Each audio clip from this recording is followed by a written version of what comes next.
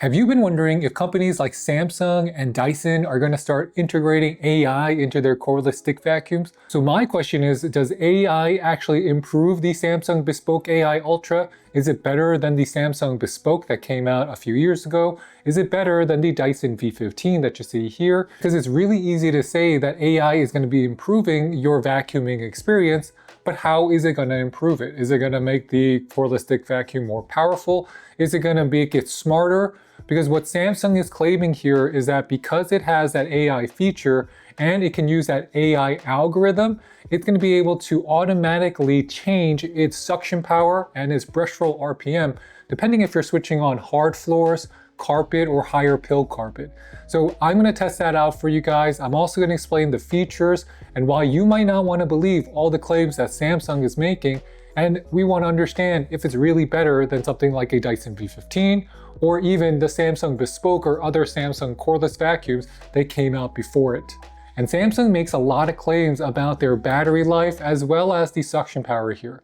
So first, Samsung is claiming that they have 100 minutes of runtime, which is the longest of any cordless stick vacuum, because even if you look at the DYSON V15 or the Gen 5 Detect, these are only going to have about 66 minutes if you have it on eco mode. If you're taking a closer look at the motor for your Samsung Bespoke AI, they call that the Hexajet motor because it comes with a hexagon strata. The Samsung also combines their Hexajet motor with the AI cleaning mode 2.0. So that means it's going to be able to detect up to 6 cleaning environments based on the sensors that's inside of its active dual brush. However, it is not always going to be the case. It also has the capabilities to detect corners, just like you get on the Shark Power Detect, which has the edge detect, and that's also going to boost its suction. However, I find that on the Samsung sensors, because they're so streamlined or they're smaller, it really depends on what type of floor you're using it on. So on edges, there's times where it's not going to be boosting its power along the corners.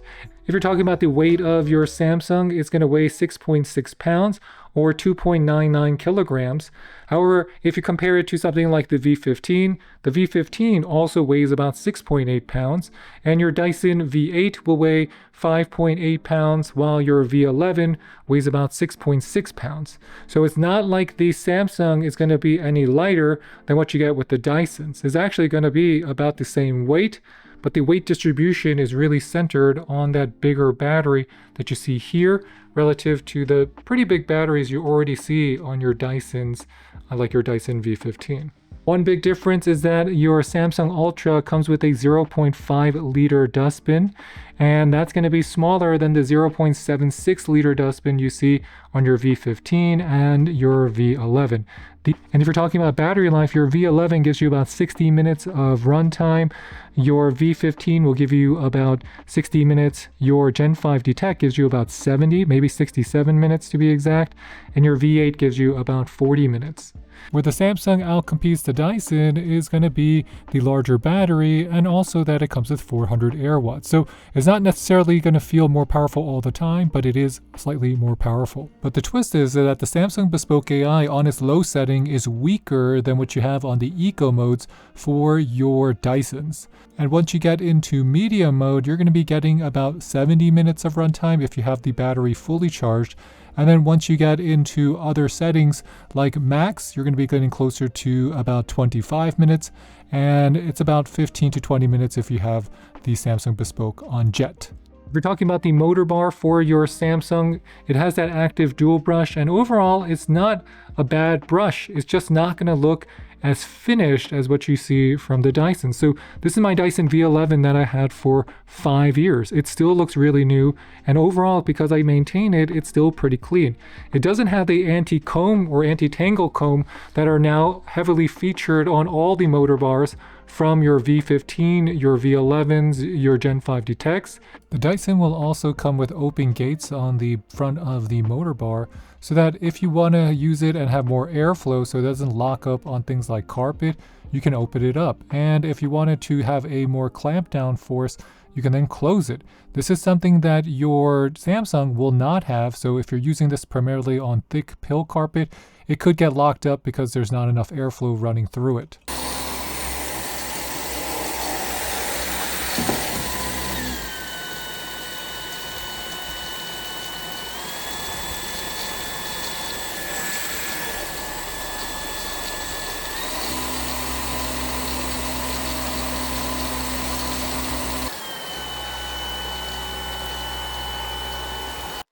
And the AI mode where you're switching between floor types works reasonably well. So if you're switching between a carpet and you're switching between hard floor, you're going to see that the suction power is going to change. However, is it going to be something that's required? I'm not so sure, because if you're using this on different floor types, generally speaking, you're never going to be using it on low. Because even if you're thinking that's going to preserve some of the energy inside of your battery, because the battery is so large, you're always going to be using this generally on at least medium mode, which is going to cut down the battery time, but is also going to make the performance much better. So this is going to be the app. It's just waiting for cleaning, and that's going to be inside of your Smarthome app from Samsung. So you just click on it. It's waiting for cleaning. You can empty the dustbin. You can adjust the suction power, empty the dustbin duration, so you can make it longer or shorter depending on how clean you want that dustbin to be. And then you have your display and lights. That's really all the features you get inside of here. So not much else. You can integrate it into your home, but that's really all of the features you get inside of the app. So you're not seeing that much benefit from having the app at all.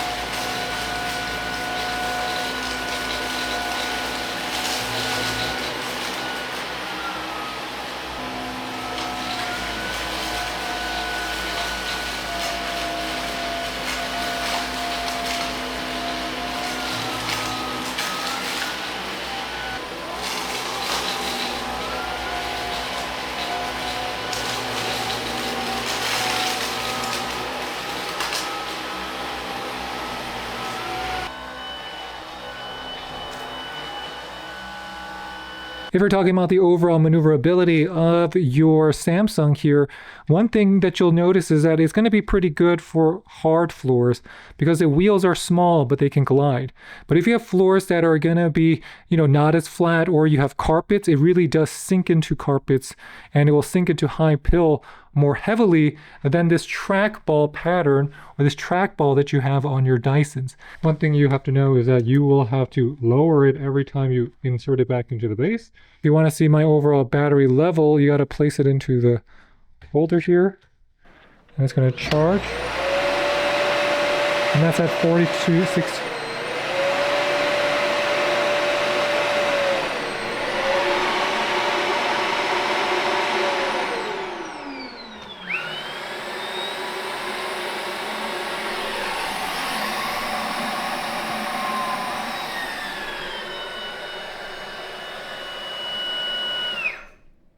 And it will diagnose how clean the filters are on its own. And that's really the best feature here. It's good at keeping itself clean because of the updated self-cleaning station and the onboard tools here. What I have found is that the timer on the battery life for all of these modes is pretty accurate. So if we're on jet, it's on 4 minutes 20. And actually, you really do only have about 4 minutes left. If we're talking about the overall build quality of the Bespoke AI, and we compare it to something like the Samsung 75, well, I would actually say that there's not a big improvement in the build quality between this and this. So they're throwing out the Bespoke name, but in terms of the overall molding, in terms of the fit, it has a little bit of this kind of shaky components about how everything interconnects together. And I wouldn't say that this is going to be feeling like a premium product.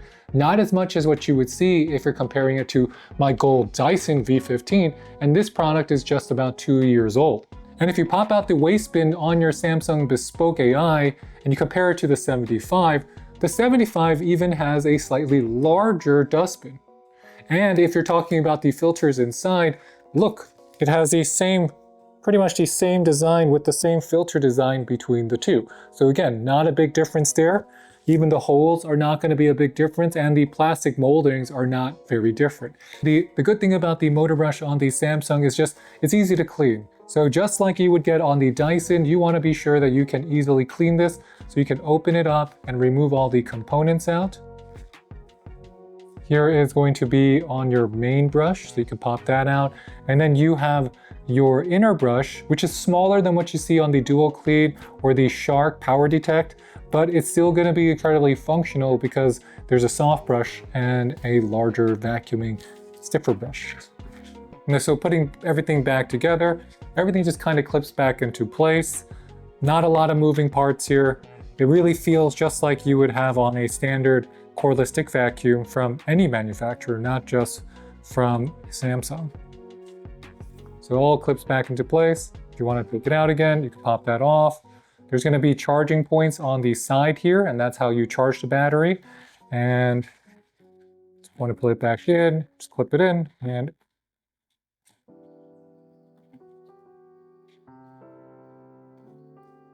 boom, it will clip all back in itself.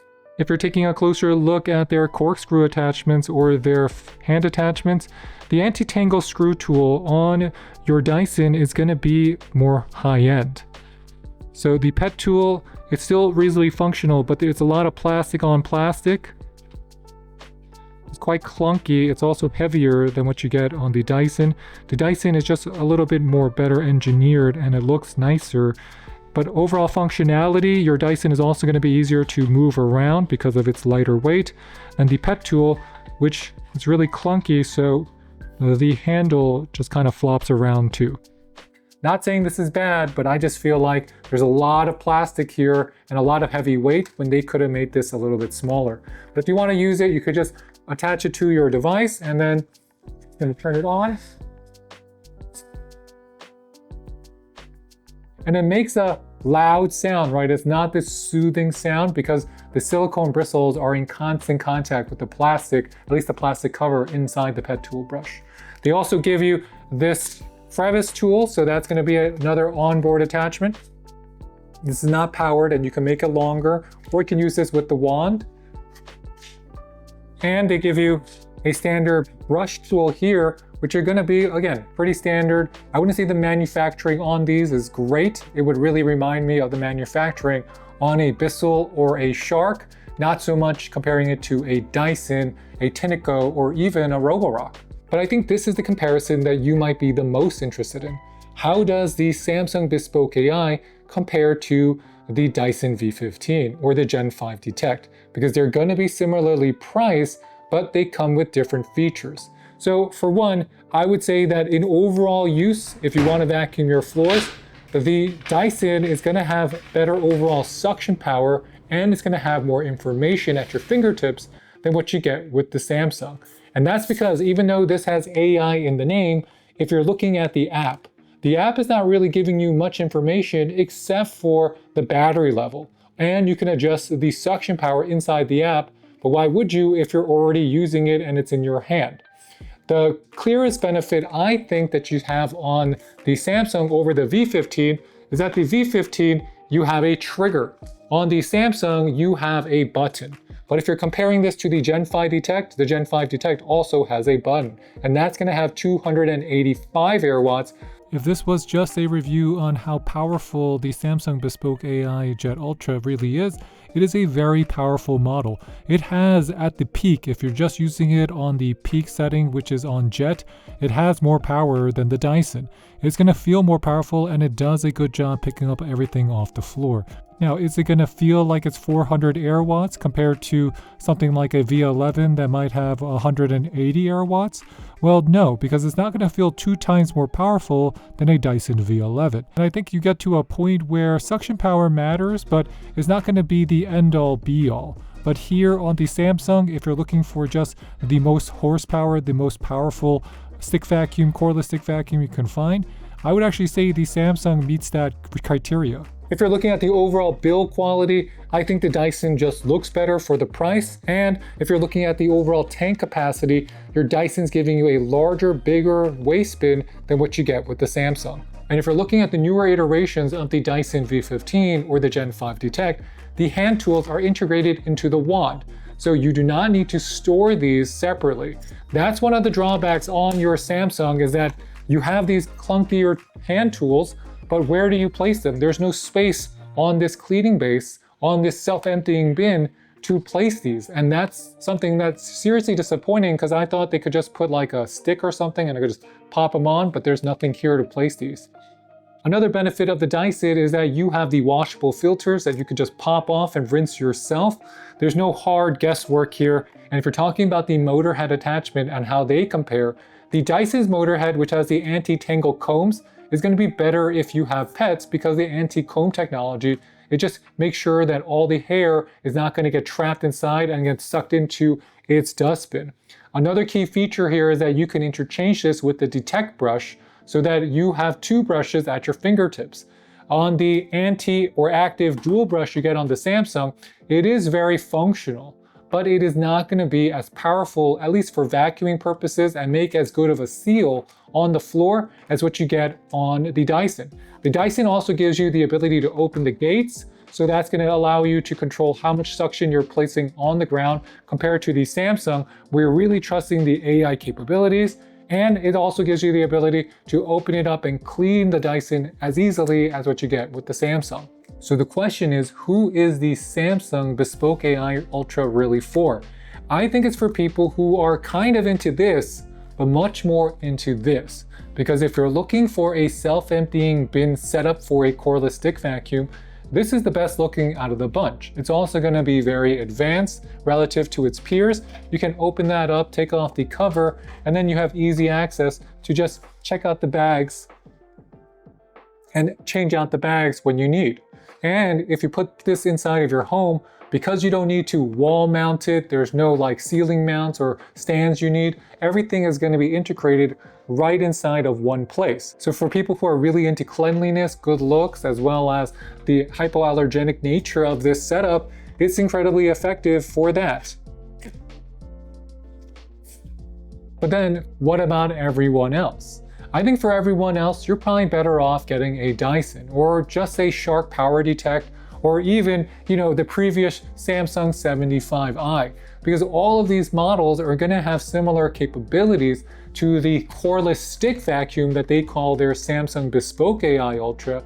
It's just not going to have the peak suction power rating. It's actually heavier and feels heavier because you have so much weight tied into where the battery is located. So all of the weight is centered here, while the rest of this unit is going to be relatively light, so that your arms get tired versus something where the Dyson is going to be just better balanced, where the weight distribution is going to allow the weight to be transferred directly into the motor brush and easier to push around your home than what you get with the Samsung. And if you're talking about those AI features, it's really a testament to how Samsung is marketing the AI, but look at the menu display, because it doesn't really give you that much information like you would get the particle counts on your Dyson. But here, it really only gives you the mode you're in, as well as how much battery life you have left in that mode. There's nothing else here. So where are you going to use that AI information? So if you like the self-emptying station, you like the looks of the Samsung Bespoke AI Jet, then I recommend it because it's going to be powerful, it's going to look good, it's going to be able to handle different types of floor types. And I'm not sure about all the hate against some of these Samsung vacuums, but it was not disappointing by any stretch. It's just that the competition here, especially from Dyson and other manufacturers, is so great that it really comes down to what are your needs. For me, the best thing about this is really this, that you have the self-emptying bin. The self-emptying bin is going to collect all of the debris. And that's really the best part about it. When you place the unit back on this, it actually does a great job emptying out the bin.